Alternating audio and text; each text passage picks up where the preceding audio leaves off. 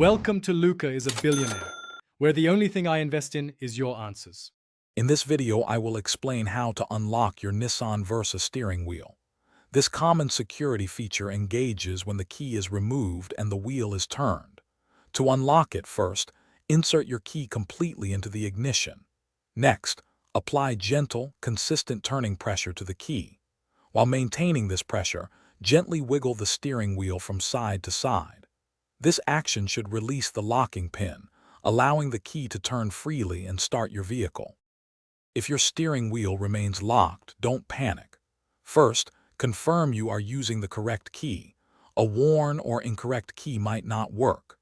Avoid applying excessive force to the key, as this can cause significant damage to the ignition.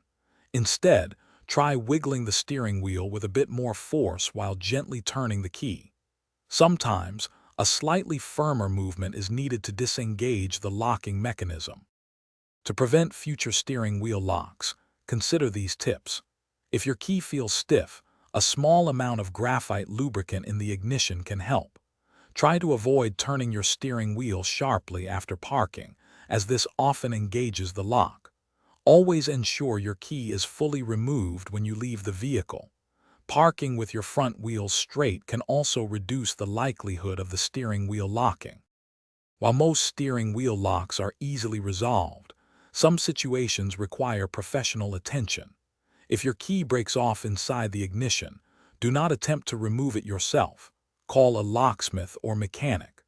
Persistent locking, even after trying these methods, could signal a deeper mechanical problem with the ignition or steering column. A damaged ignition cylinder often requires specialized tools and expertise for repair or replacement. Thanks for watching and please subscribe. It's the best investment you'll ever make.